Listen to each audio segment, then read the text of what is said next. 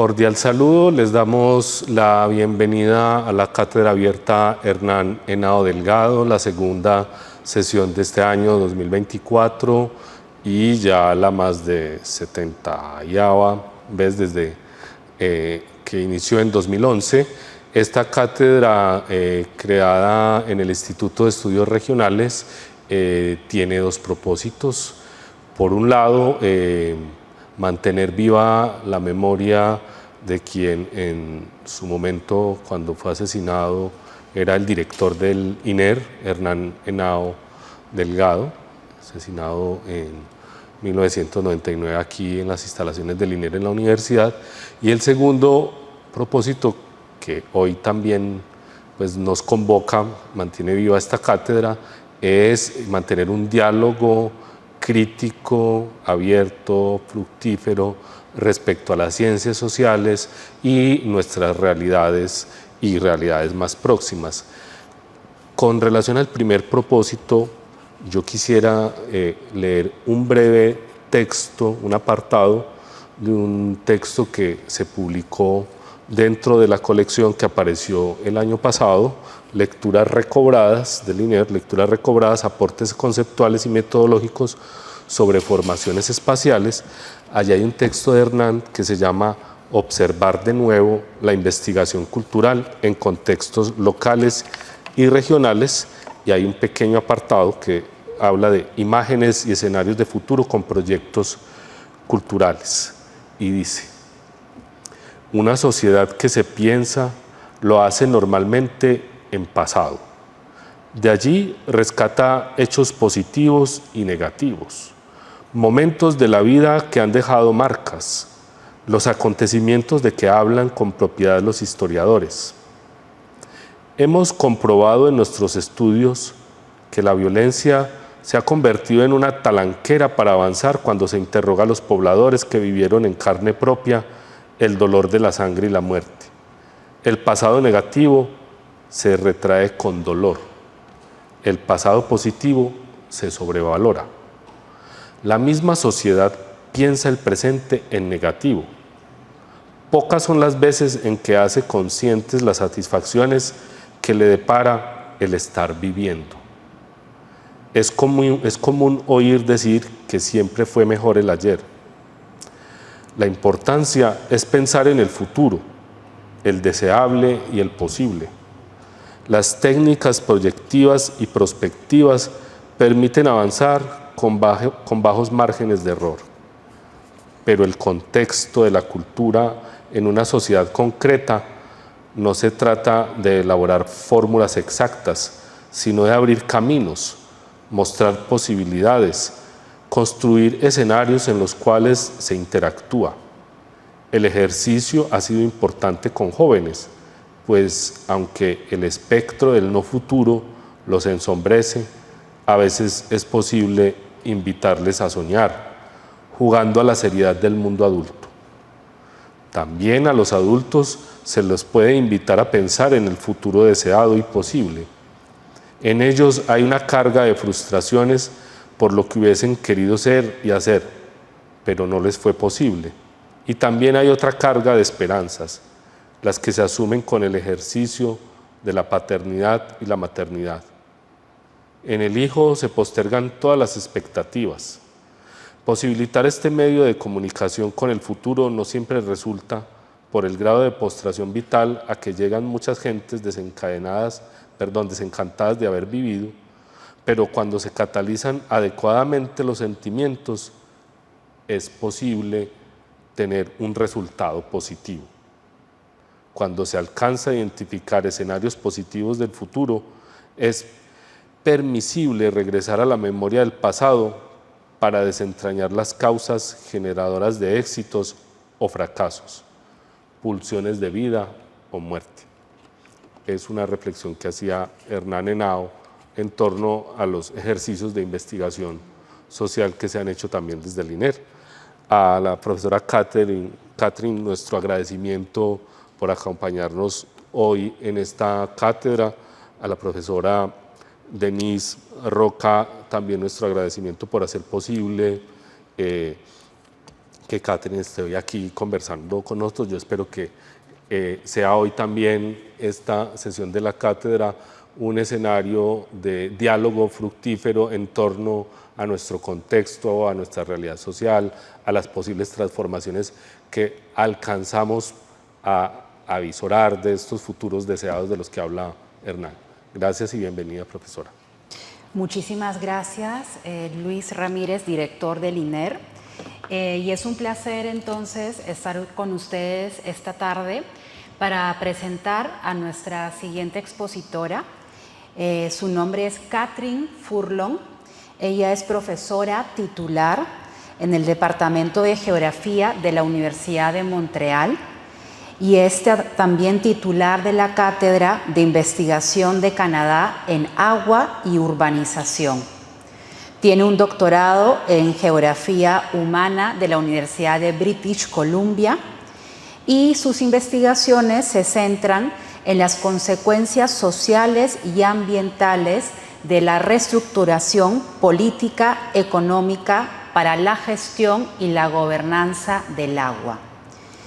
Su trabajo reúne las disciplinas de la geografía económica, la geografía urbana y la ecología política, al tiempo que centra en numerosas cuestiones relacionadas con la gobernanza, las relaciones político-económicas, la prestación de los servicios municipales y las redes sociotécnicas, así como los vínculos entre práctica y ética. La profesora Furlong lleva aproximadamente 15 años estudiando el caso de los servicios públicos domiciliarios de acueducto y de alcantarillado en Colombia, particularmente a través del caso de Empresas Públicas de Medellín.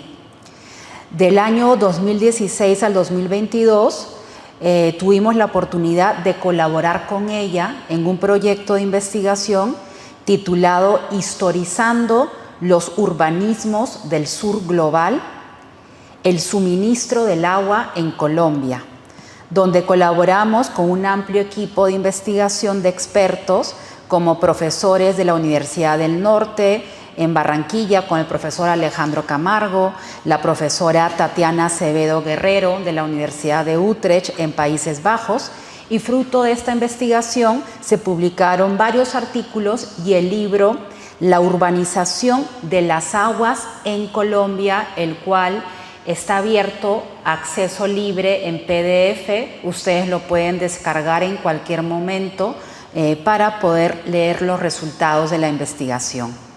En esta ocasión, la profesora Furlong nos trae los resultados de su más reciente investigación sobre el milagro de la deuda, EPM y Medellín como metrópolis de servicios, la cual será publicada próximamente en formato de libro.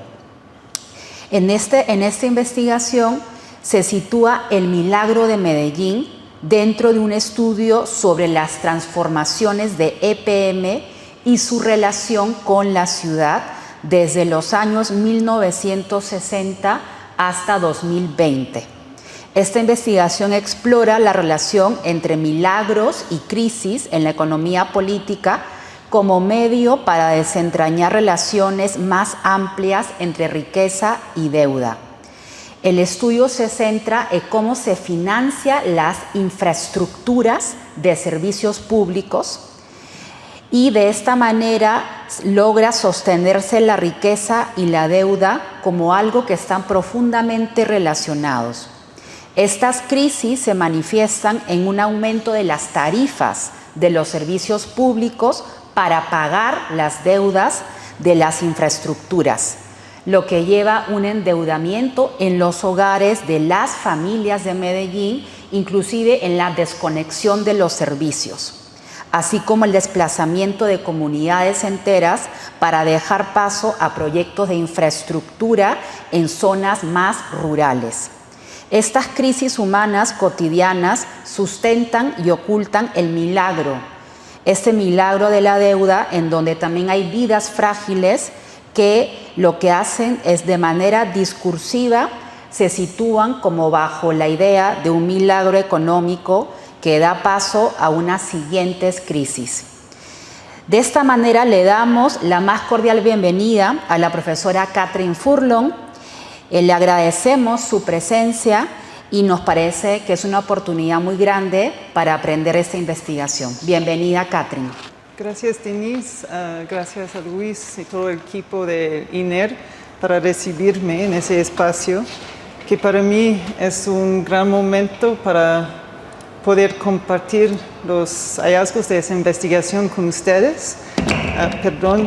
En realidad, personas que conocen bien a EPM, a Medellín, a los temas, y para quien pueden ser temas muy importantes que los toquen directamente. Entonces, otra vez, muchas gracias y también por su presencia hoy, y para la gente que van a mirar más tarde, también gracias por tu tiempo. Entonces, en esa investigación, a través de un estudio de casos sobre EPM y su papel en la financiación de lo que se conoce como el Milagro de Medellín, exploro la relación entre milagro y crisis en economía política y, por extensión, la relación entre riqueza y deuda.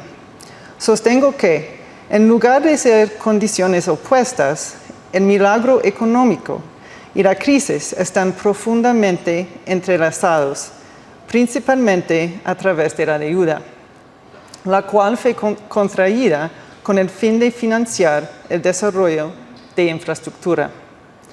Demostrando que la deuda es esencial para financiar el crecimiento económico, sostengo que la crisis económica no solo está siempre latente dentro del milagro, sino que, en realidad, el milagro se mantiene gracias a la proliferación de crisis cotidianas en comunidades vulnerables. Estas crisis son fundamentales para mantener la amortización de las deudas que financian el crecimiento. Estas crisis cotidianas incluyen el aumento de las tarifas de los servicios públicos, lo que conduce tanto al endeudamiento de los usuarios como a la desconexión de los servicios, así como el desplazamiento de comunidades para construir la infraestructura necesaria que permita acceder a préstamos y vender bonos que impulsen dicho crecimiento.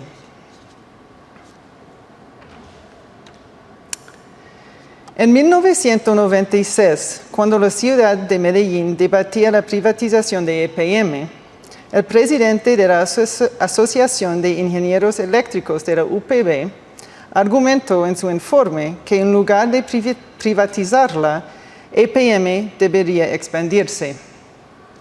Escribió: en efecto, una acertada decisión en torno a la transformación de las empresas públicas de Medellín puede convertir estas en el motor que impulse la transformación de Medellín, para que la ciudad deje de ser la metrópolis mundial de la droga, como hoy se reconoce, y se convierta en el metrópolis latinoamericana de los servicios. Y su grupo ganó el debate. Entonces, el valor del patrimonio de EPM comenzó a despegar en 1992, como se ve aquí en la gráfica, y para 2015 alcanzó su máximo auge con 50 subsidiarias empresas filiales. Esa expansión se tradujo en transferencias cada vez más significativas hacia la ciudad de Medellín, que en su punto máximo superaron el $1 billón en 2014. En promedio, esas transferencias han representado el 20% del presupuesto de la ciudad y en algunos años hasta el 40%. Dos disciplinas abordan ampliamente el concepto del milagro: la religión y la economía. Ambas cuentan con una extensa literatura dedicada a su declaración, análisis y refutación. Aunque el concepto del milagro puede variar en sus usos y enfoques, en términos generales implica elementos de lo asombroso, lo intangible y el positivo.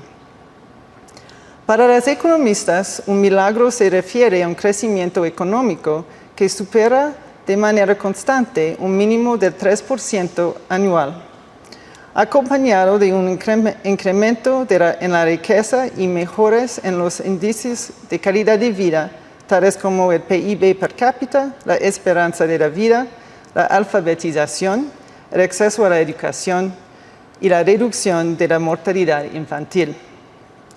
A partir de los debates cristianos, los economistas han tratado varios temas relacionados con los milagros. A continuación, resumiré dos de ellos.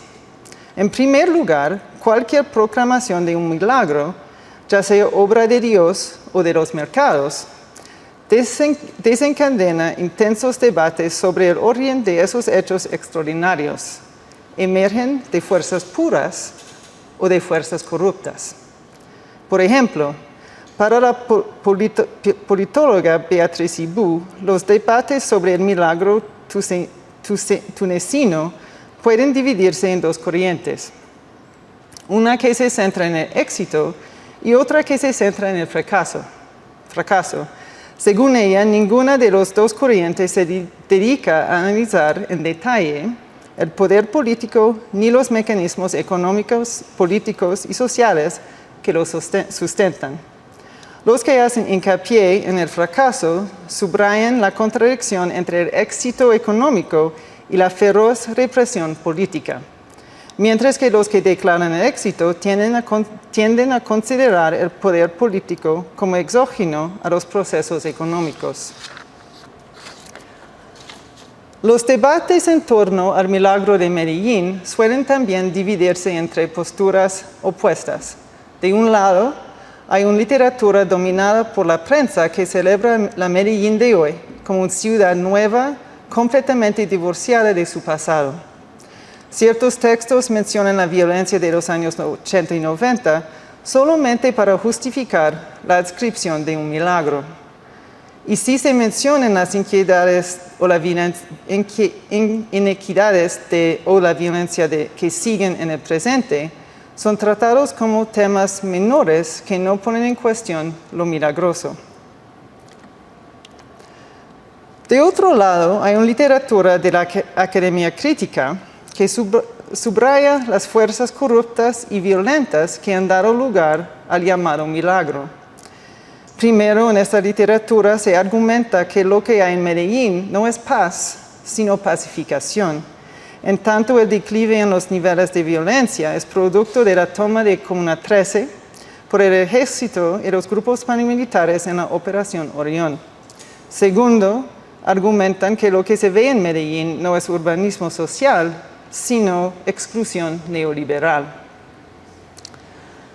En contra de estas narrativas categóricas, otros autores argumentan que múltiples realidades pueden existir simultáneamente.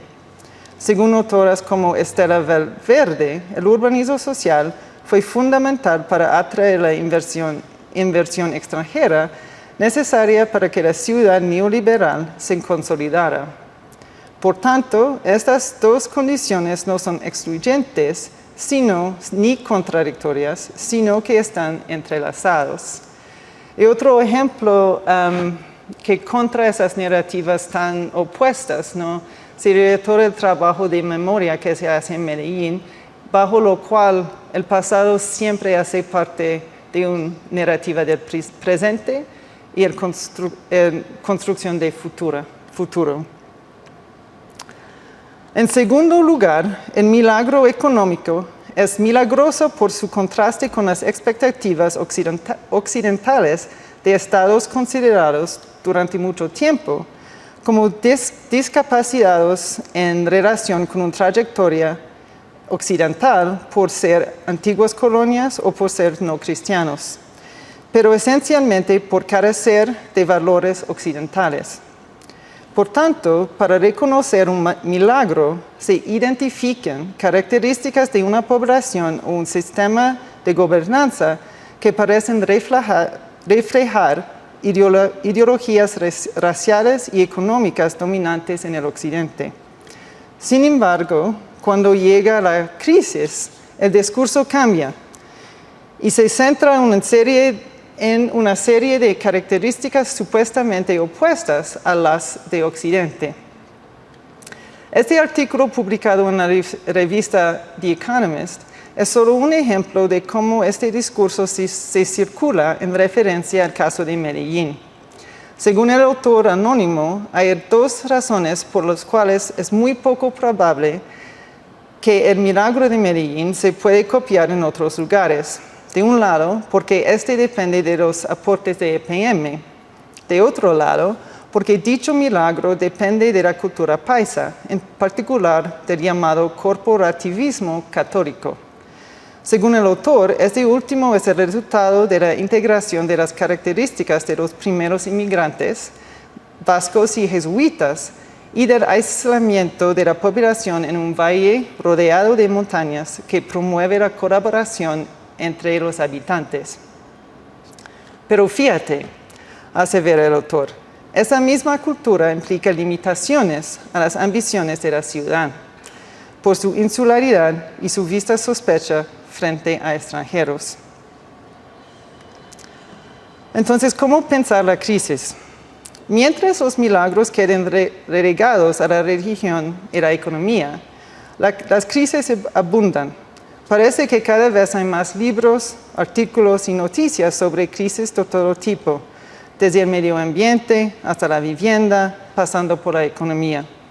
En su libro Anticrisis, Janice Reutemann argumenta que las declaraciones de crisis, en lugar de crear oportunidades para la implementación de grandes reformas, refuerzan el statu quo. Un ejemplo es la crisis financiera de 2008, que al final no dio lugar a grandes reformas en el sistema financiero. Entonces, ¿cómo pensar la crisis a partir de un contexto como Colombia, en el que la crisis está siempre presente en las vidas de tanta gente? Si la crisis es una realidad vivida y recurrente, en la que la incertidumbre es un elemento central de la existencia, más que un acontecimiento puntual y raro, entonces la crisis debe pensarse como algo más que una convulsión que es generadora de cambio.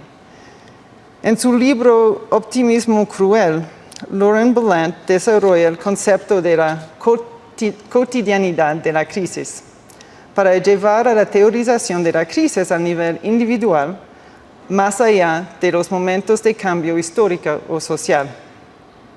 Para Ballant, cuando se trata de la vida cotidiana, el tratamiento del trauma como algo excepcional establece una falsa ruptura entre una vida supuestamente sin sobresaltos y su ruptura.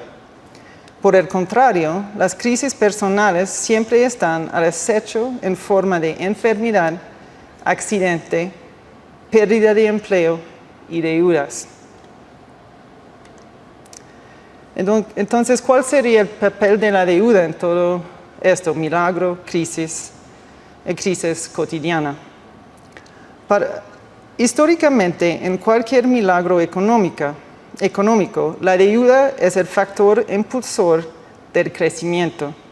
Según el economista Joseph Stiglitz, dicho crecimiento solo puede sostenerse mediante el endeudamiento. Esto es cierto, además, tanto en los países industriales más avanzados como en aquellos en los que el crecimiento sostenido se considera milagroso. La pregunta que surge es, ¿cuándo y cómo la deuda que se mantiene oculta, es decir, que se mantiene en términos discursivos a la sombra del milagro, pasa a percibirse como una deuda negativa, como una deuda que engendra crisis? El caso alemán añade cierta perspectiva a esa cuestión. El milagro alemán de posguerra era el único milagro económico cuyas ganancias nunca se perdieron por culpa de la crisis.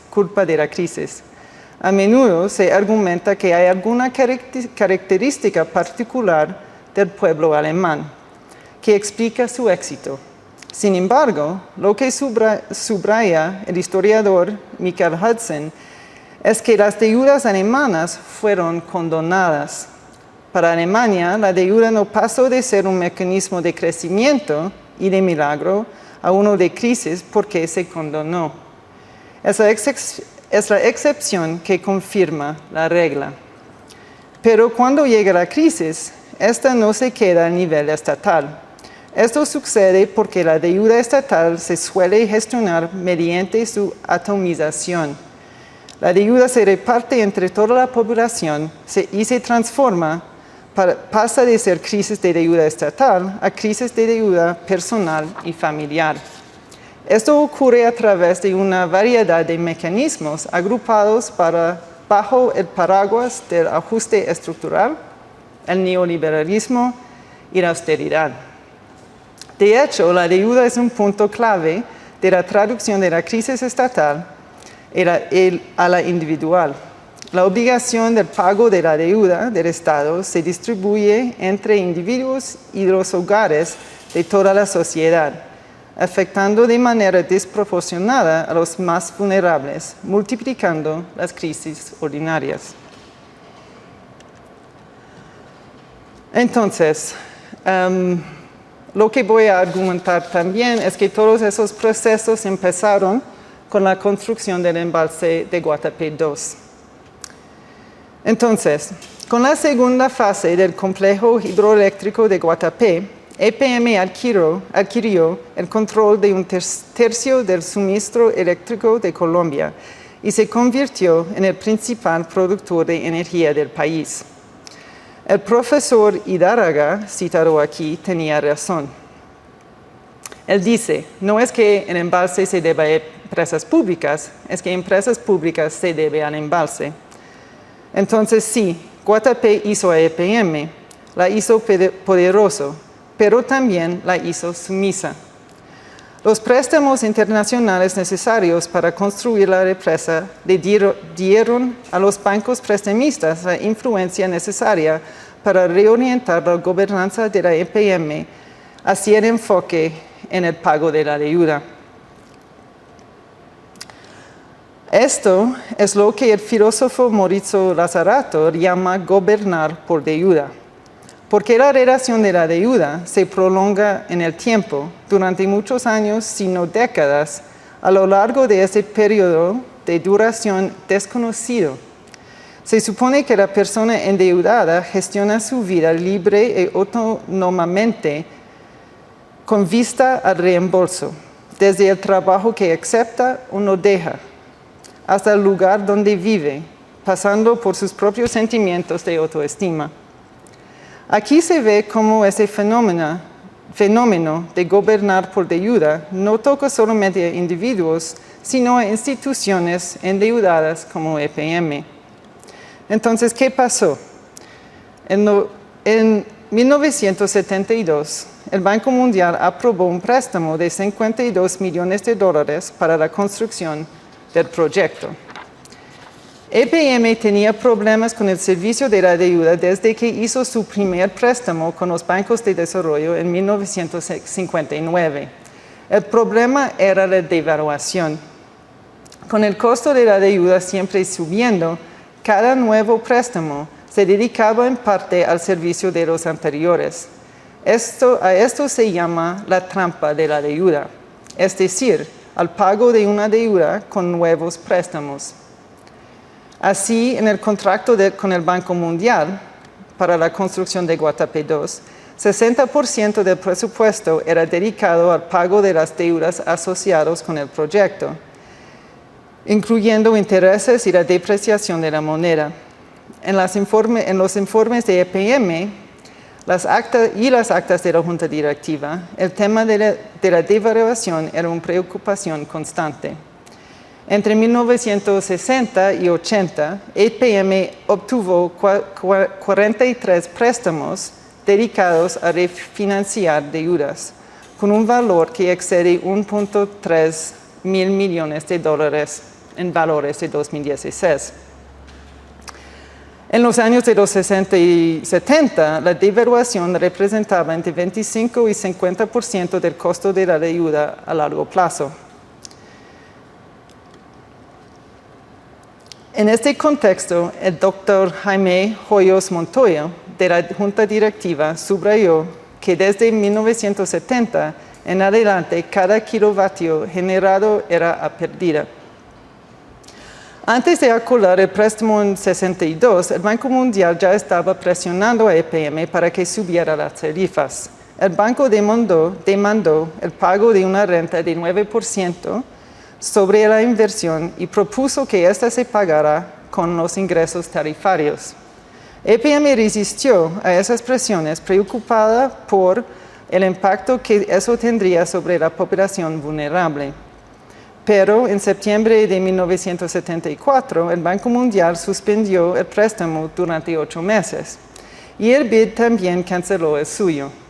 En esa época, la amenaza de suspender créditos era una táctica común del banco para exigir tarifas más altas. En el caso de EPM, el colapso precipitado de sus ingresos empujó a la empresa a subir las tarifas, poner multas y cobrar intereses sobre cuentas morosas. Las consecuencias fueron inmediatas. EPM empezó a recibir cartas pidiendo alivio. En 1975, representantes del barrio La Quiebra pidieron la condenación de la última factura, en tanto las tarifas de agua de la pila pública presentaban un aumento del 50%. En ese mismo año se impusieron multas de 5% por falta de pago, después de un solo día de retraso. En 77 aumentaron los intereses por pagos retrasados a 24% por año. Como bien se sabe, el proyecto implicó el despojo, la inundación de un pueblo entero y la pérdida de las mejores tierras agrícolas en la zona. Hubo mucha resistencia y sufrimiento. El proyecto fue retrasado por más de 2 años. Con familias todavía en la zona de impacto, empezaron a llenar el embalse en mayo de 1978. Para EPM, la lección de la década de los 70 era que se necesitaban más represas para superar los problemas financieros, en particular el de la deuda. Al construir más represas, podrían obtener más préstamos y incrementar los ingresos al aumentar las ventas de electricidad. La precariedad financiera que sufrió la empresa durante todo el proyecto de Guatapé 2 no solo justificó la expansión hidroeléctrica de Guadalupe 4, sino que aumentó su urgencia imaginada. El Banco Mundial llegó a conclusiones similares desde el ángulo opuesto. El sellado de la represa Santa Rita alteró la impresión que tenía el banco sobre EPM. Hasta entonces, el banco consideraba que EPM era incapaz de superar los dichos obstáculos políticos y sociales que había retrasado el proyecto durante mucho tiempo. Con el pueblo inundado, la evaluación de la supuesta capacidad administrativa de EPM se revirtió. El financiamiento de los otros programas estaba asegurado. Nuevos préstamos, tanto para EPM como para ISA, fueron aprobados casi de inmediato. La solución a los problemas causados por Guatapé 2 se resolvió con más y mayores represas, más y mayores préstamos y tarifas cada vez más altas. La represión y la violencia aumentaron en el campo.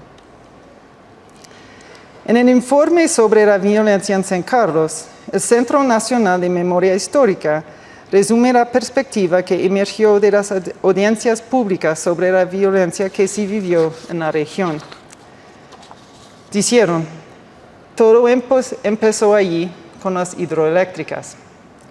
Para las élites de Bogotá y Medellín, el oriente de Antioquia era esencial para el desarrollo regional y la grandeza nacional, entre comillas, dada su agua abundante y alta pluviosidad.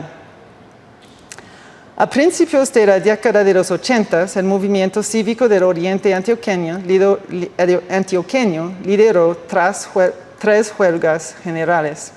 La primera se realizó en septiembre de 82, cuando 14 municipios afectados por el complejo Peñol-Guatapé se unieron en protesta. Exigieron mejores servicios eléctricos, la eliminación del recargo del 10% sobre la electricidad rural y el cumplimiento del acuerdo firmado entre EPM y los municipios del Peñol y Guatapé en la década de los 70. La segunda huelga ocurrió en octubre del mismo año. La tercera se llevó a cabo en febrero de 84. Según la investigación de Carlos Hernando Olaya Rodríguez, los periódicos locales comenzaron a avivar las llamas reaccionarias, publicando los nombres de los líderes del movimiento y tildándoles de extremistas, subversivos, anarquistas, rebeldes y agitadores profesionales. El primero de los líderes, Julián Conrado David, fue asesinado en octubre de 1983. 12 líderes más fueron asesinados para 89. La persecución y las amenazas fueron tan generalizadas que cientos de personas se vieron obligadas a huir de la región.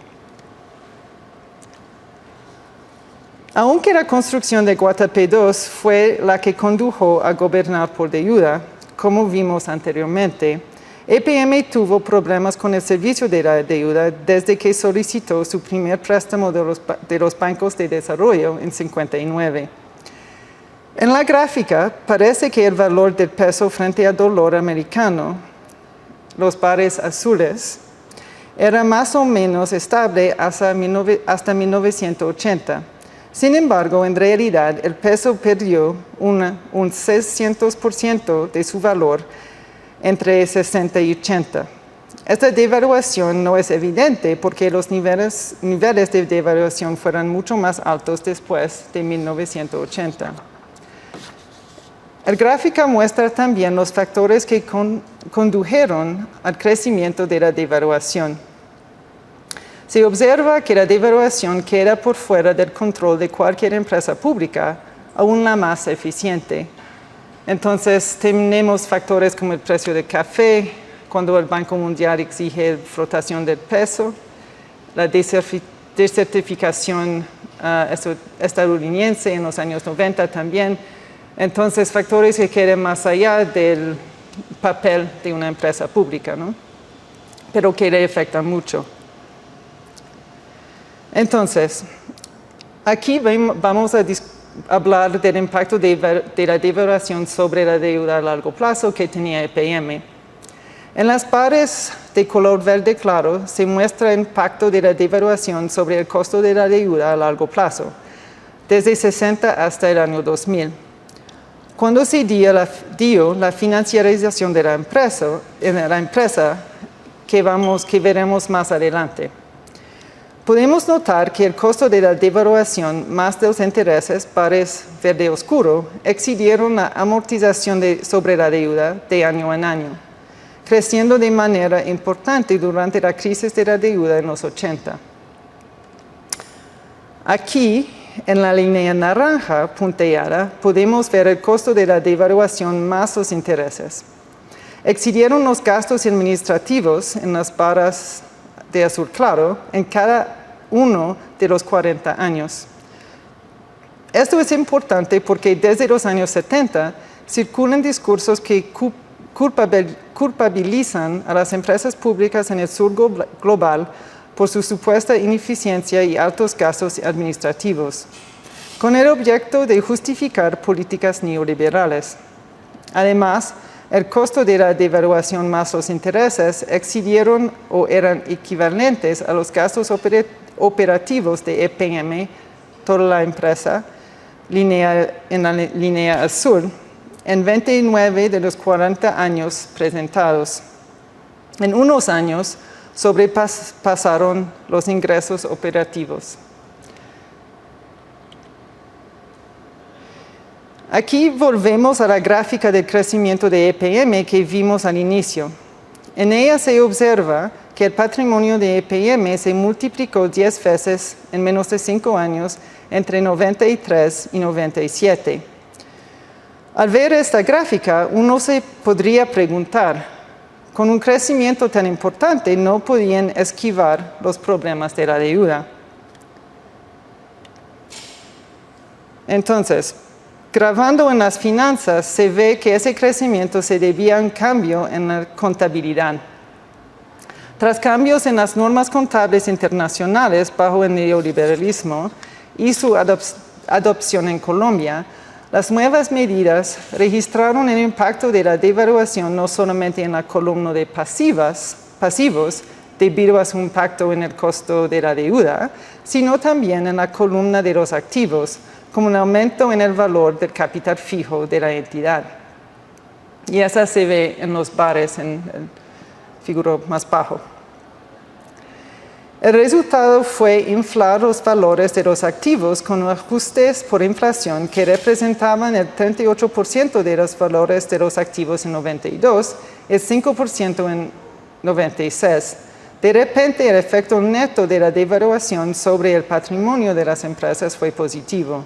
Sin embargo, en la práctica, estos dos papeles de la devaluación no se anulan. Así, a pesar del patrimonio creciente, en 1995, EPM le pidió al Ministerio de Hacienda ayuda para cubrir los costos de la devaluación. Pasamos a la parte de la financiarización. Entonces, en 1999 empezó también la financiarización de las empresas, conforme a lo que estaba pasando a nivel internacional. Al igual que los gobiernos endeudados en otras empresas públicas en el sur global, EPM comenzó a comprar reservas de dólares estadounidenses como un baluarte contra la devaluación. Acumularon 177 millones de dólares solo en el primer año. Y eso se critica mucho porque toda esta acumulación de dólares es dinero que no se invierte en servicios públicos ni infraestructuras, etc. También comenzaron a invertir en instrumentos derivados para cubrirse contra el costo variable de la devaluación y de los intereses. Inicialmente, esas dos formas de financiarización de la deuda parecían dar resultados. Los picos en el costo de la deuda debido a la devaluación comunes en los años 80 y 90 desaparecieron. Entonces se ve en la gráfica, los pares de verde clara aún van negativo en unos años después de 99. Entonces EPM incluso ganó al apostar por los swaps de divisas. Este fue el caso en 2004 y 2005, cuando ganó dinero con un peso en declive. Sin embargo, si se observa el panorama general, estas inversiones han tenido un costo significativo. La línea verde claro muestra 1.2 mil millones de dólares americanos en pérdidas acumuladas por inversiones en dividendos desde su introducción en 99 hasta el año de 2020. Esto refleja los hallazgos de los economistas Juan Carlos Echeverry y sus colegas, quienes argumentan que las grandes corporaciones cuya participación en la deuda externa es significativamente mayor que su participación en las exportaciones, como EPM, solo se benefician marginalmente de la financiarización de la deuda. Y eso es que nos vemos aquí. Entonces, en esa gráfica lo que se ve es la deuda de EPM a lo largo de ese periodo y esa composición. Otro aspecto de la financiarización esa transición de la financiación por préstamos multilaterales en los bares verdes claros hacia la financiarización por bonos inscritos en bolsa, los bares verdes oscuros. La primera emisión de ese tipo de bonos hecho por EPM fue en 1997. La primera emisión tuvo un valor de 200 millones de pesos.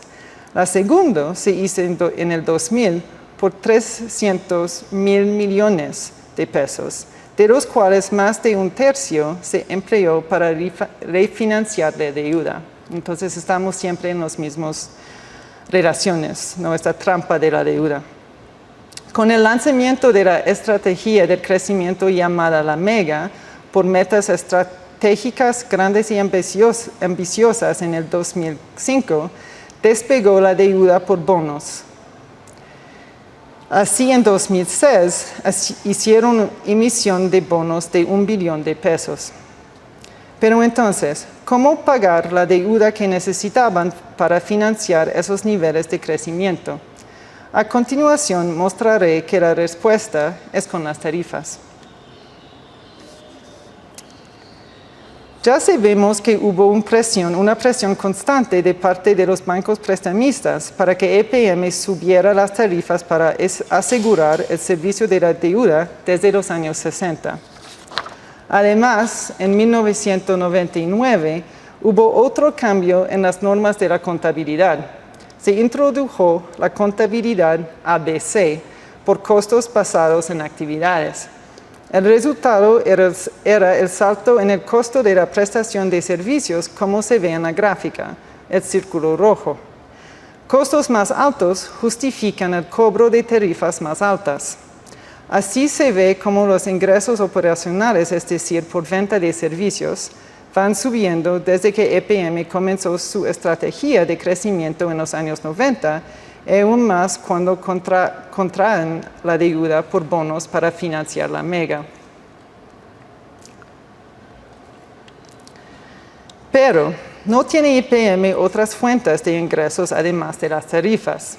¿Qué pasa con los rendimientos de las subsidiarias de EPM? ¿Qué pasa con sus inversiones? Entonces, eso es que nos vemos en la gráfica. La respuesta se encuentra en parte en los siguientes gráficos. En este podemos ver las fuentes de ingresos de EPM desde 1960 hasta 2020. Los ingresos operacionales por la venta de servicios, bares de color azul claro, claramente dominan.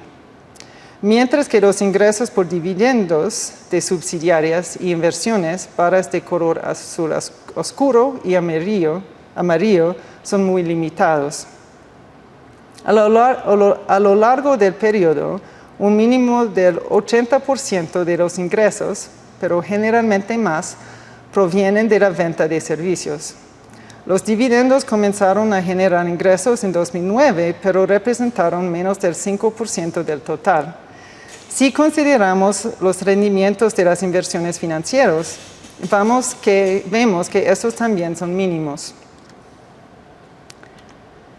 Como se ve en la gráfica, el resultado ha sido el endeudamiento de las personas y los hogares que dependen de EPM por los servicios esenciales que prestan. Además, el endeudamiento de los usuarios ha aumentado junto con el crecimiento de EPM y su propio nivel de endeudamiento. Entonces, el gráfico es que se muestra el endeudamiento de los usuarios frente a EPM, que va creciendo sobre todo después del 99.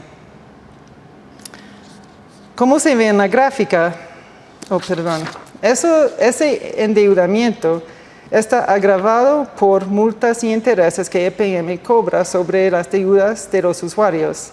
En este gráfico vemos los ingresos de EPM por esos pagos como parte del ingreso financiero de la empresa de 2000 a 2020. De 2014 a 2020, dichos cargos comprendieron al menos 60% del ingreso financiero total de EPM, alcanzando hasta el 78% en 2018.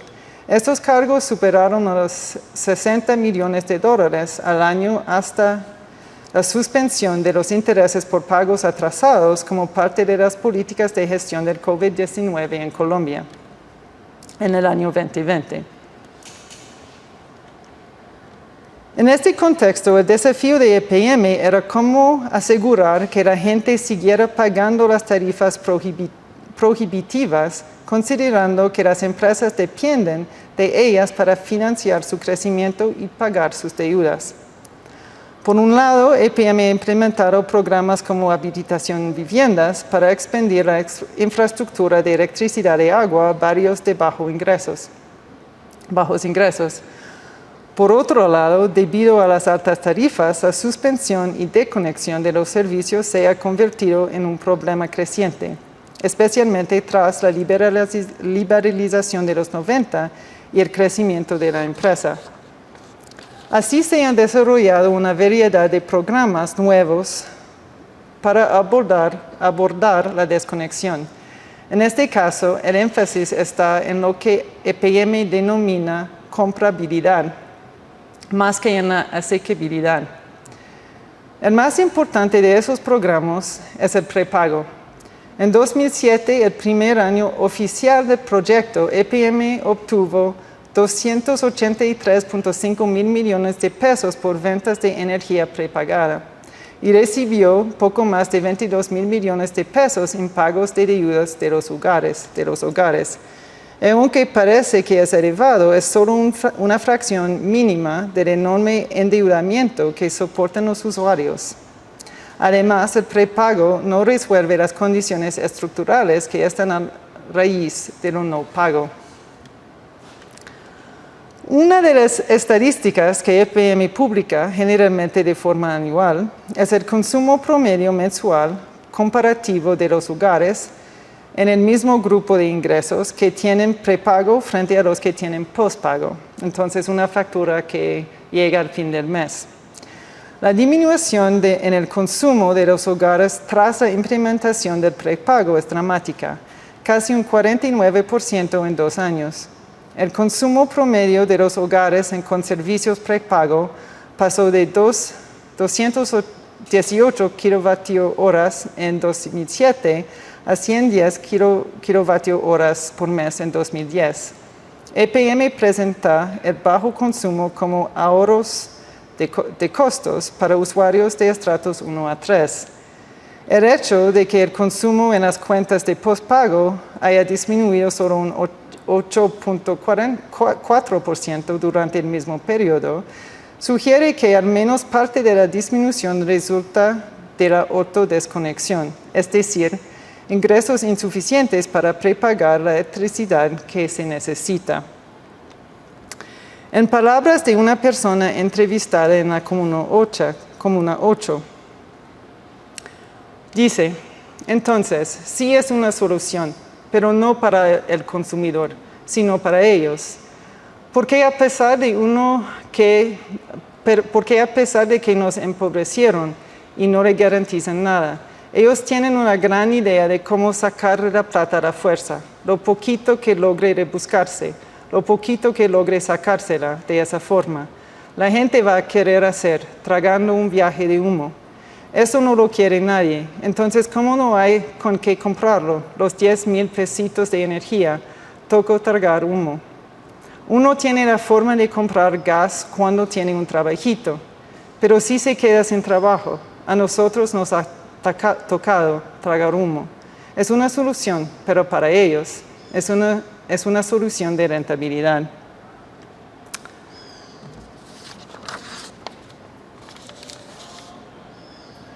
Al final, el verdadero milagro sería lograr el pago de la deuda que hace posible el crecimiento a partir de los ingresos de una población con una alta incidencia de pobreza. Y esos son un tipo de crisis cotidianas que sustentan el milagro, pero las crisis no se detuvieron ahí, sino que continuaron acumulándose. En 2015, la devaluación comenzó a aumentar, convirtiéndose nuevamente en un problema significativo.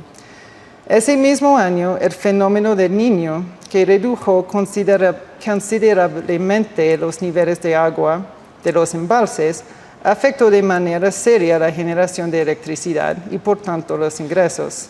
En 2016, un incendio en la central del Peñol Guatapé provocó el cierre parcial de la planta durante 6 meses. En 2017, un nuevo incendio afectó la central de las playas. Y en 2018 ocurrió la tragedia del proyecto de construcción de Hidroituango, que provocó la inundación repentina del municipio de Puerto Valdivia. 15,000 personas fueron evacuadas de los pueblos de Puerto Valdivia, Terraza y Cáceres. Gracias por su tiempo. Gracias.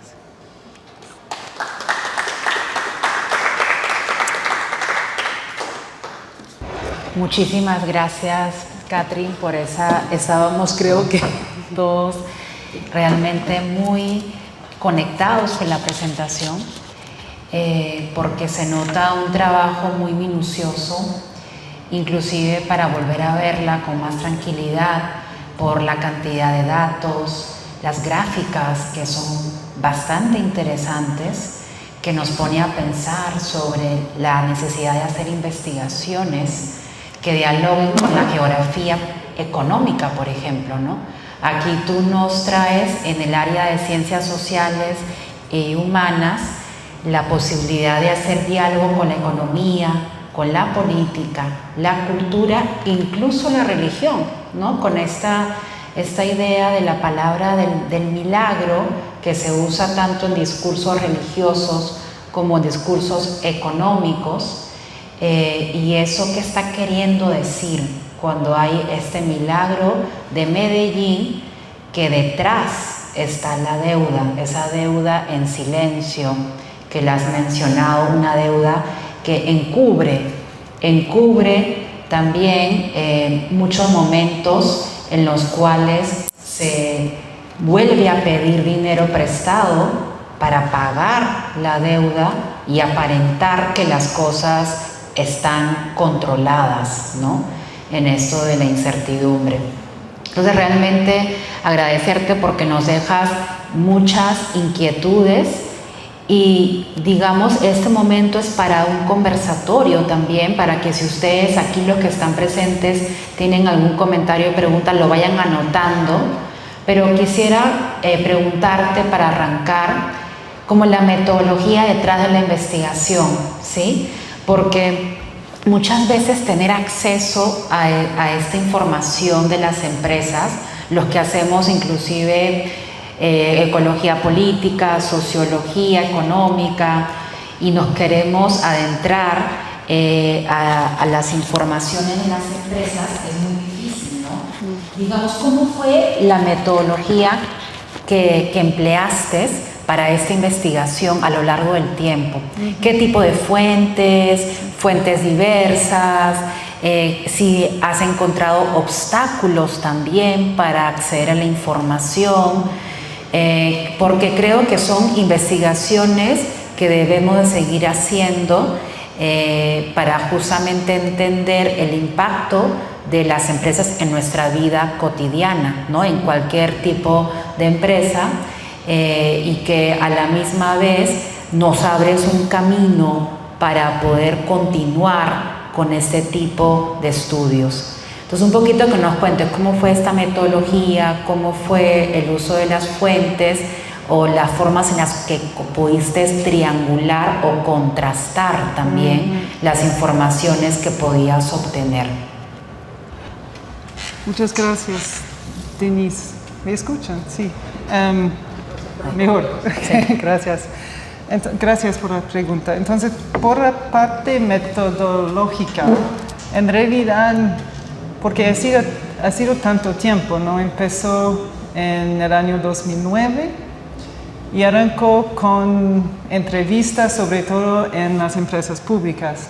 En ese entonces, entrar no era difícil, no era como Hidroituango, no hubo en ese entonces grandes proyectos muy controvertidos, ¿no? Las cosas estaban pasando bien, la gente muy orgullosa, querían hablar, querían compartir, ¿no?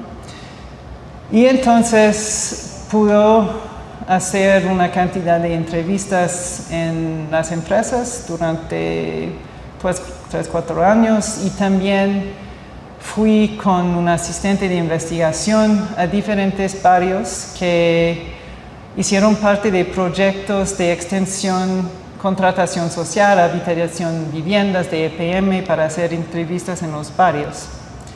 Y también con un grupo de estudiantes hicimos unas encuestas sobre los efectos de esos proyectos en términos de las facturas, la desconexión, el prepago, todo esto, en 2013 hasta 2014 en 3 barrios que fueron, llegaron a tener servicios a través de esos tipos de programas EPM. Sí, entonces, en realidad al inicio yo me interesaba más en la idea de una empresa pública con una ideología de expansión, que era también en ese entonces muy popular no solamente en Colombia, pero en Canadá y en diferentes partes del mundo. Entonces, en vez de privatizarse, era esa idea de corporatizar, como vimos con el señor al inicio de la presentación, de coger esas empresas públicas para crecer como ciudades, para financiar proyectos públicos, etc. Pero lo que pasó en EPM, en Medellín, era que EPM era muy exitoso, como mucho más que en otros lugares, ¿no? Como en Francia también son muy exitosos en eso, pero más en el nivel nacional.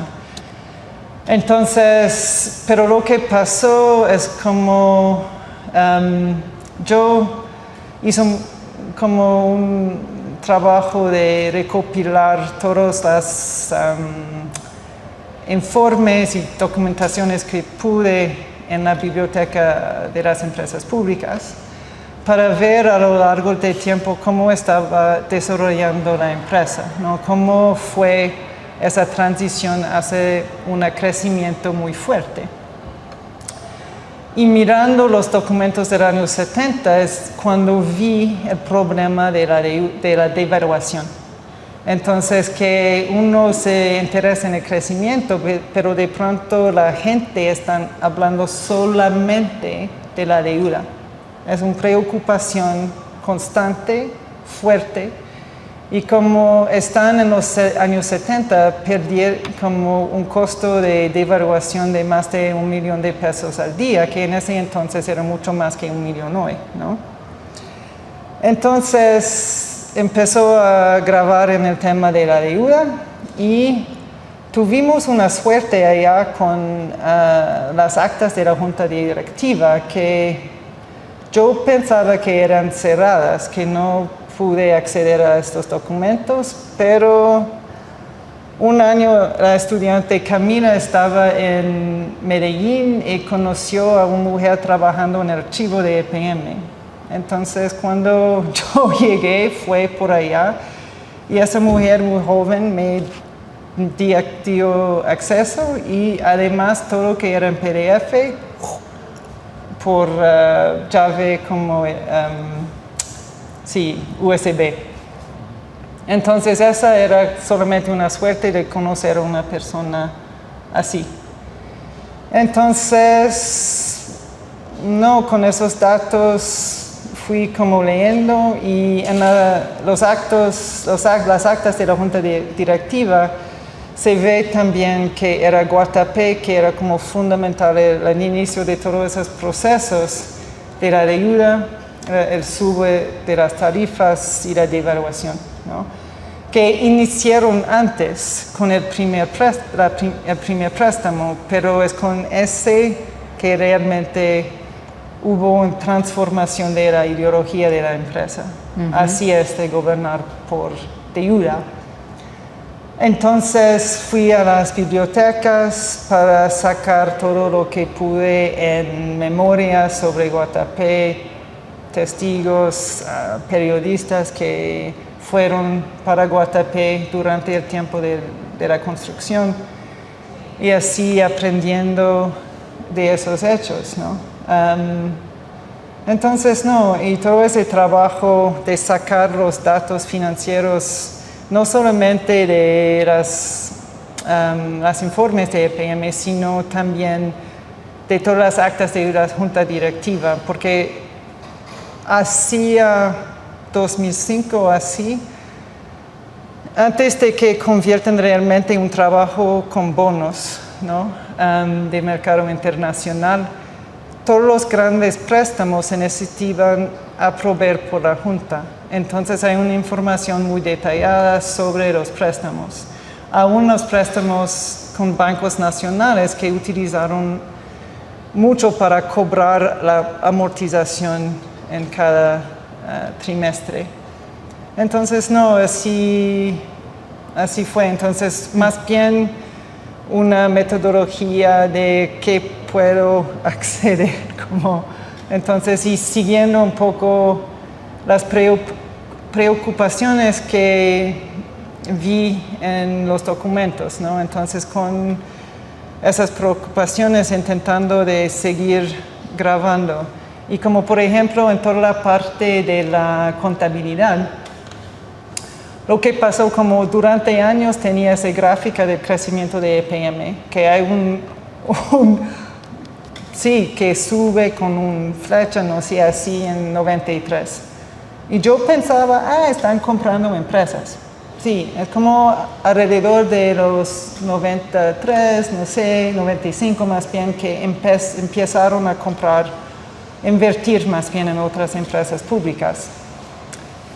Pero como cuando, es como muy reciente, como hace un año, algo así, me pregunté, pero ¿cuál sería exactamente que está al fondo de ese crecimiento en el valor de los activos?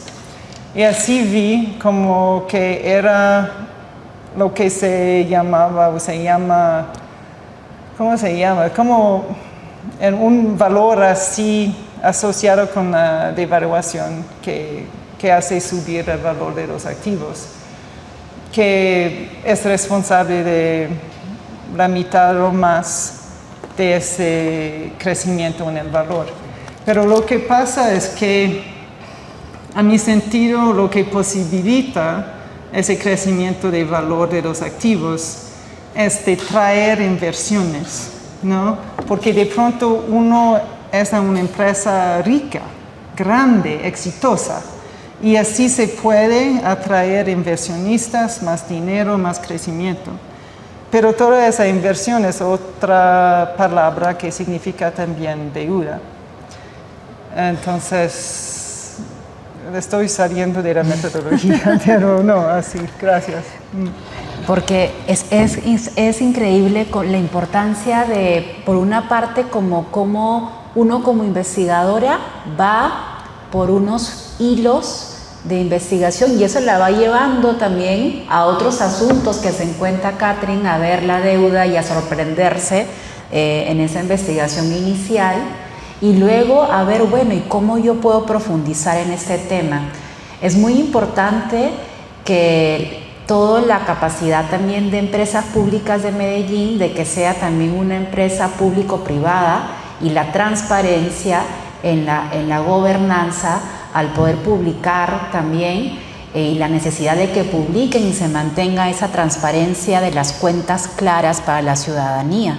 Eso me parece bien importante resaltar porque es una buena práctica que hay que seguir fortaleciendo, que las empresas puedan tener las prácticas de tener sus historias, de sus juntas, de sus actas, de sus dineros y presupuestos y de inversiones de manera abierta y pública para la ciudadanía. Vamos ahora entonces la palabra aquí a algunas personas que quisieran también hacer unas preguntas. Voy a situarme para que puedan escucharlas por acá, por este micrófono. Entonces por aquí tenemos una pregunta por acá. Si quieres, dos preguntas, tres. Entonces voy a ir primero por acá. Si hablen aquí para que puedan escucharlos después en la grabación. Listo. Bueno, muchas gracias, profe, pues, por la presentación. De pronto, como en eso que la profe está mencionando, que una línea tira a otra, yo quisiera preguntarle si de pronto, como en el marco de la investigación, usted encontró como relaciones entre esa atracción que genera EPM con procesos de urbanización en la ciudad de Medellín. Sí. Y lo digo porque recientemente estuve como acercándome un poquito a ese tema de estudios que han explorado la urbanización de Medellín desde procesos de financiarización también, en esa lógica como de convertir a la vivienda de activo fijo en un activo líquido en el mercado bursátil, por ejemplo. Entonces, yo no sé si puede ampliar de pronto esa lógica de la financiarización que usted mencionó y de pronto si encontró relaciones ahí de PM, urbanización, financiarización. Gracias.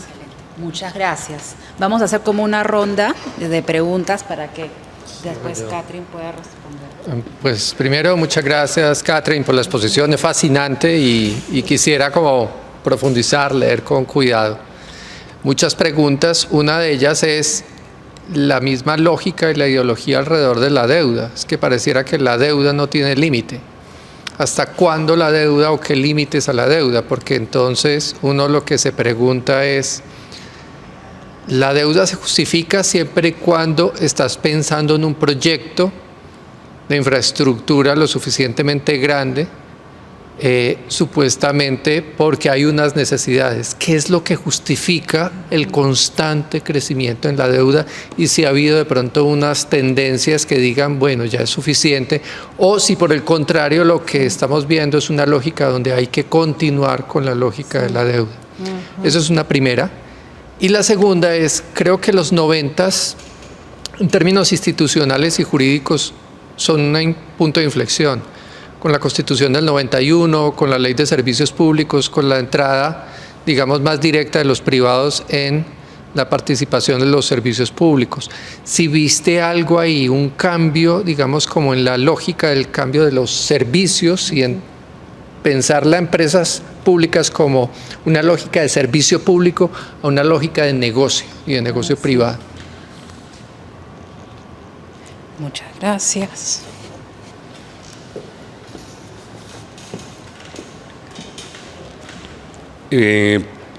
Agradecerte nuevamente, es una exposición que incita a tener que leer el libro, ojalá. Hay muchos asuntos, pero quisiera preguntarte si en algún momento de tu investigación tienes conexiones un poco más ampliadas con vínculos o momentos geopolíticos. Pienso, por ejemplo, en particular la década de los 60 y la construcción de Guatapé y Alianza por el Progreso del gobierno de Kennedy. Ahí, ¿qué pasó? Si eso influyó también en que, pues es que cómo se le entrega todo ese dinero a EPM, ¿por qué? ¿Por qué? ¿Cuál es el momento geopolítico de que la banca mundial decide entregarle toda esa deuda a EPM? Y la otra, que además de geopolítica es política, la que acaba de mencionar también el profe Gabriel, es los 90s, claro, el 93, ese momento también de dispare, con el auge, el empuje y auge de la neoliberalización en Colombia y en el mundo, con la Constitución del 91, pero también todo el asunto neoliberal. Y veo también ese momento de quiebre de 1999 muy tenaz comparado con una política interna del país, recrudecimiento de la guerra a más no poder, en particular la zona del oriente antioqueño. Es el momento de mayor crisis humanitaria dentro del conflicto armado interno, y donde posteriormente, además de los diálogos de paz del gobierno Pastrana, se decide proyectar a una política nacional a un personaje como Uribe, que era gobernador de Antioquia y quien ha incidido en algunos de estos proyectos que hoy en día, por ejemplo, tienen concreción en EPM, como Hidroituango. Sí. Muchísimas gracias. Entonces, damos la palabra a Catherine.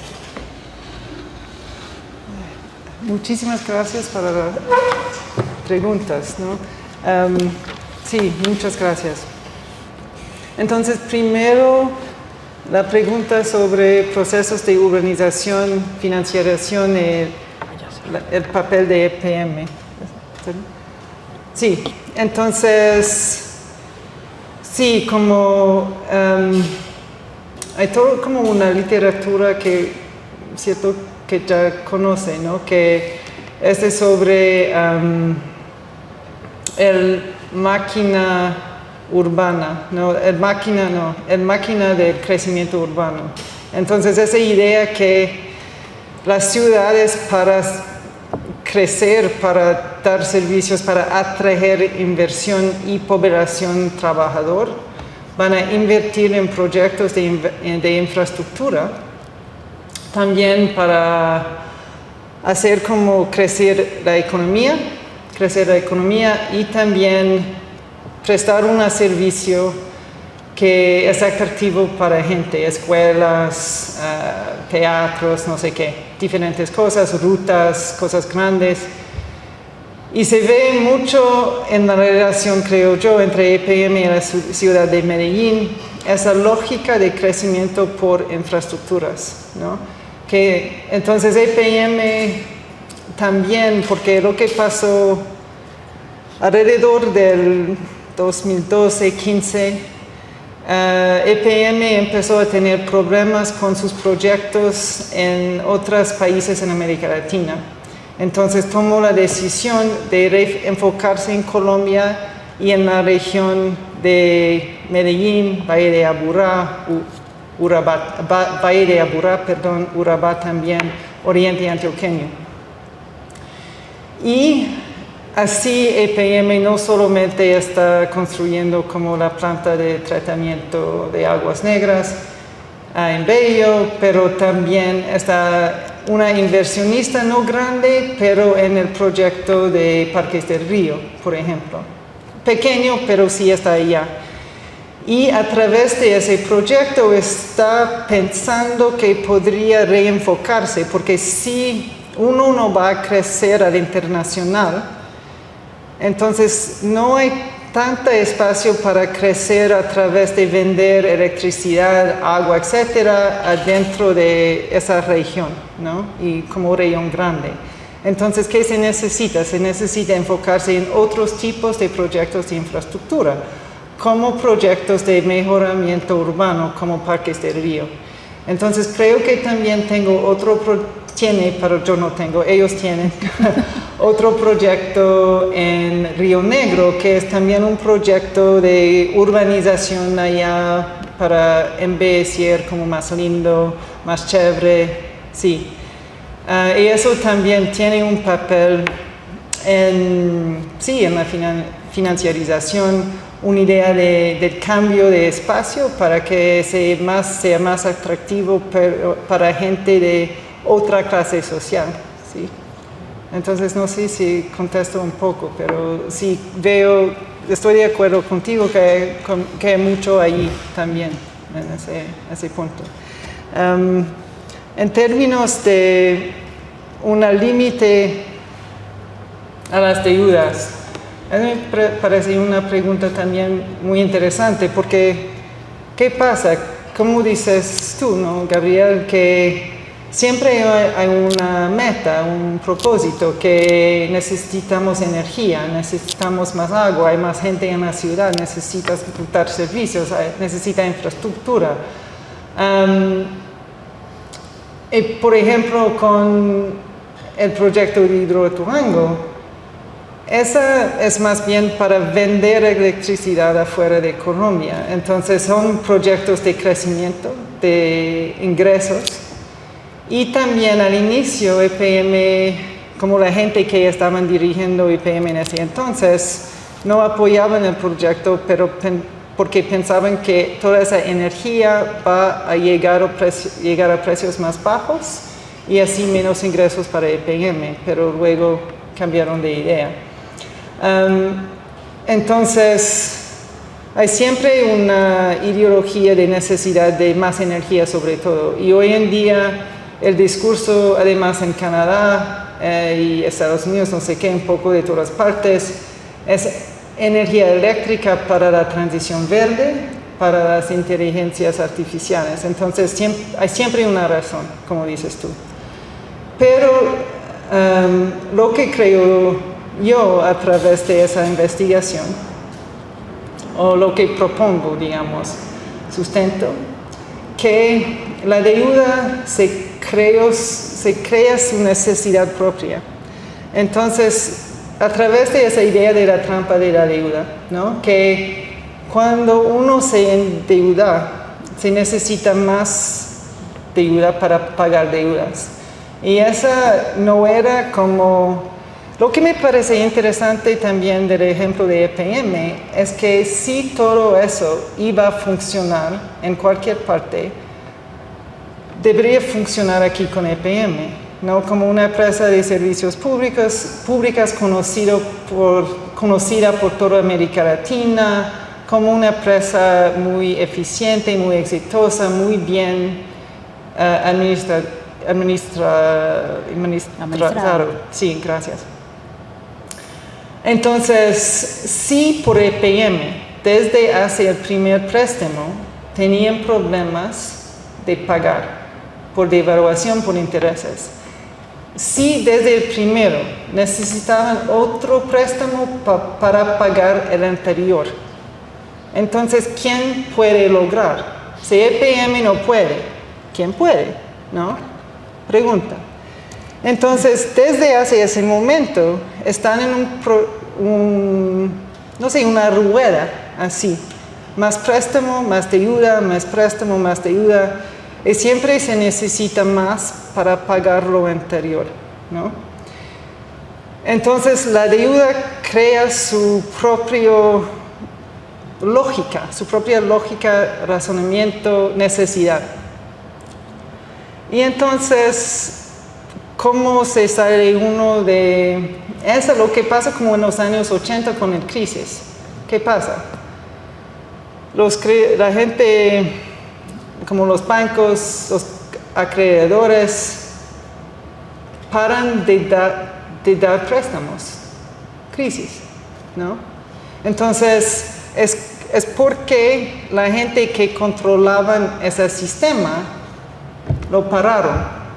Un momento para reorientar ese sistema de deuda hacia un poder más amplio de los acreedores, de cambiar el sistema hacia un sistema más de bonos, de deuda de financiarización como bonos y de liberalización también de los mercados. Entonces, con ese poder que tienen los acreedores, pueden también exigir cambios en el sistema más generalmente. Entonces, en realidad, pareciera que lo que para la deuda es más bien el crisis, ¿no? Y el crisis que está, como sostengo yo, siempre latente, esa gran crisis, no las crisis cotidianas que están sustentando el milagro, pero esta gran crisis que va a parar con todo la rueda, ¿no? Pero ¿qué pasa cuando hay una crisis? Luego empiezan a prestar otra vez, con otras condiciones. Y cuando empiezan a prestar otra vez, no condonan las deudas anteriores, sino los reestructuran, ¿no? Perdón de las palabras. Entonces, lo de las 90 como una punta de inflexión generalizada y como ese cambio la lógica de los servicios públicos. Y sí, como hay toda la ley de 94, como una cantidad de leyes así para la liberalización de los mercados, también la privatización de las empresas públicas. Entonces, una cosa que no abordé en la ponencia, que contextualiza lo que pasó con la contabilidad de EPM en los 90, que dio esta apariencia de crecimiento grande, ¿no? ¿Qué pasó? Entonces, esos son cambios de normatividad, de la normatividad de la contabilidad internacional. Y entonces, en ese entonces hubo una política muy grande de privatización de empresas públicas y en Colombia hubo casi una exigencia de la parte del gobierno central, nacional, Bogotá, que se privatizan todas las empresas públicas del país. Y si uno no quiere privatizarse, como en su ciudad, se necesitaban como pedir, demostrar, right? Argumentar, que aquí eso no es necesario. Aquí estamos haciendo las cosas bien, ¿no?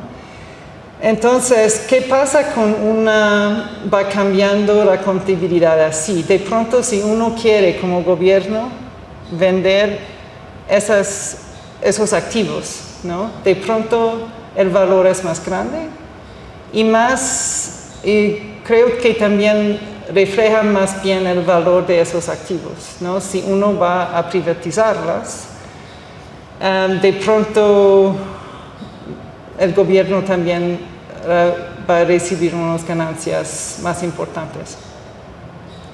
Entonces, lo que pasó también en ese entonces era una exigencia también de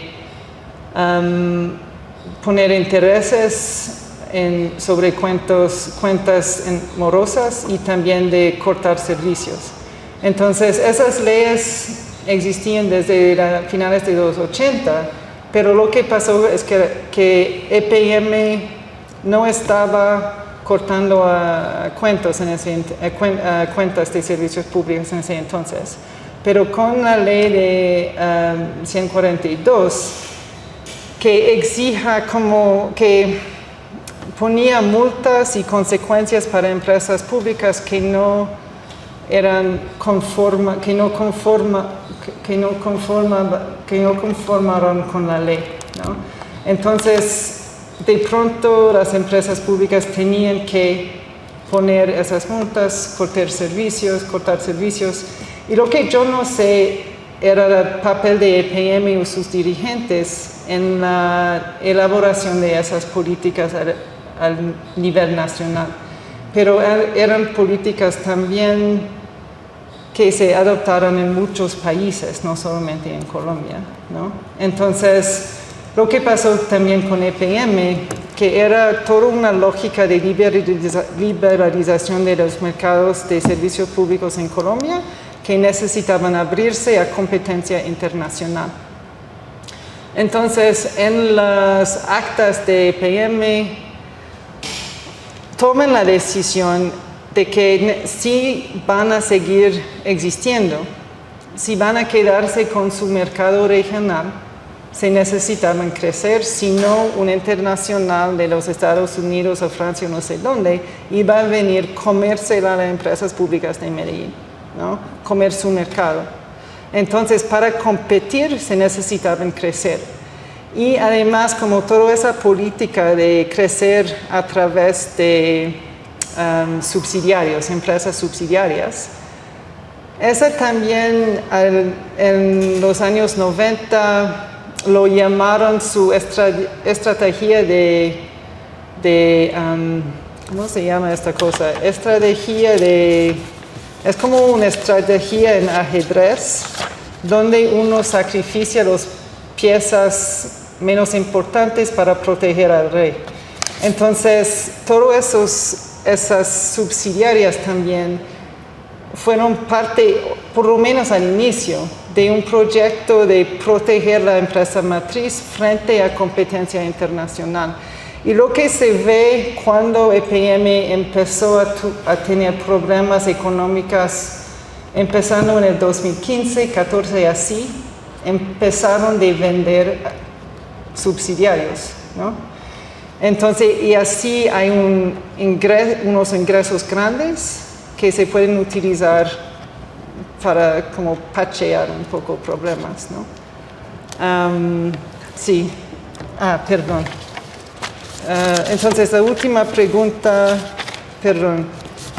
Vínculos geopolíticos, 60 Alianza para Progreso, la neoliberalización, las crisis monetarias del 99, la llegada de Uribe como gobernador Hidroituango. Entonces, sí, voy a empezar con Hidroituango. En el proyecto de libro, empiezo con la historia de Hidroituango y cierre también con esta historia que para mí como entrelace, no sé, todos esos asuntos que son a fondo de esos procesos, ¿no? Y como gente de Ríos Vivos nos van a decir que los masacres que hubo en la región, en la zona en los 90, tuvieron que ver con la implementación de ese proyecto, ¿no? Y en ese momento, es el momento también que Uribe organiza esa sociedad autónoma para la construcción de Hidroituango. Y fue como empezaron a hacer estudios de este proyecto en la zona en los años, creo, 60. como cada 10 años hicieron un estudio. Y cada vez el resultado era que ese proyecto no era rentable, la zona no era estable. Pero en 2008 hay un libro de un periodista, Germán Jiménez Morales. Hay una cantidad, pero hay uno sobre Hidroituango. Y en ese libro argumenta el autor que porque EPM hasta 2008 no quería que ese proyecto da luz, que se vea luz, ¿no? Y en 2008, ¿qué pasó? Porque hasta 2008 EPM controlaba la mayor parte de los shares, las acciones, perdón, en esa sociedad. Y lo que pasa en 2008 es que con Uribe e IDEA hicieron con el departamento un asunto allá para que IDEA se terminó con una cantidad de acciones y con el departamento IDEA tenían más poder que IPM y impulsaron el proyecto. Y cuando IPM entendía que el proyecto iba a ser, entonces querían su papel en el proyecto, ¿no? Y en 2010 EPM tomó el control, pero ya era retrasada toda la cosa, ¿no? Y muchos problemas humanitarios también en la región. Sí, entonces así veo un poco esto. Con la Alianza para el Progreso de los 70, en realidad tendría que pensarlo, pero creo que tienes toda la razón, ¿no? Que hay esas inversiones que necesita también los Estados Unidos hacer algo con su dinero para que crece, ¿no? Pero desde los años 20, Medellín y las empresas públicas que EPM no existía en ese entonces, era un enfoque grande, aún en la danza de las millones, ¿no? Esa periodo de gran inversiones de extranjeros en los años 20, una gran cantidad se quedó no solamente en Medellín, para en lo que era un antecedente de EPM para infraestructuras urbanas. Entonces, una gran parte de esa deuda nacional era también aquí. Entonces, hay una historia muy larga de inversiones extranjeras no solamente en Medellín como una de las ciudades más importantes del país, pero en infraestructuras controladas por esas empresas de servicios públicos. Gracias. Sí, muchas gracias a ti, Catherine, porque de verdad nos pones a pensar y la necesidad también de poder leer con más profundidad este tipo de investigaciones. Estamos al tanto, digamos, deseosos de tener también el libro cuando salga, que nos lo hará llegar a Caliner para poder compartirlo. Y de esta manera, digamos, la cátedra de Hernán Henao lo que hace es también siempre traer investigaciones que son de mucha relevancia, tanto por su conexión aquí local de la ciudad, los estudios urbanos, regionales y todo lo que tiene que ver con la localización o la globalización del capital, la relación entre la globalización, la relación entre la ciudad de Medellín, las finanzas y hoy en día inclusive la contabilidad, los algoritmos, cómo eso de la contabilidad tiene que ver con el sufrimiento o las tarifas de domicilio o de los hogares. Entonces, con eso quisiéramos agradecer a todos los participantes y también en especial a ti, Catherine, por haber venido aquí a la Universidad de Antioquia, INER, a compartir esas investigaciones y también obviamente estamos abiertos con que puedan consultar contigo, escribirte para futuras preguntas o comentarios que tengan y por ahora entonces damos cierre a esta cátedra y hasta la próxima ocasión con los estudios de investigación. Muchísimas gracias. Muchas gracias.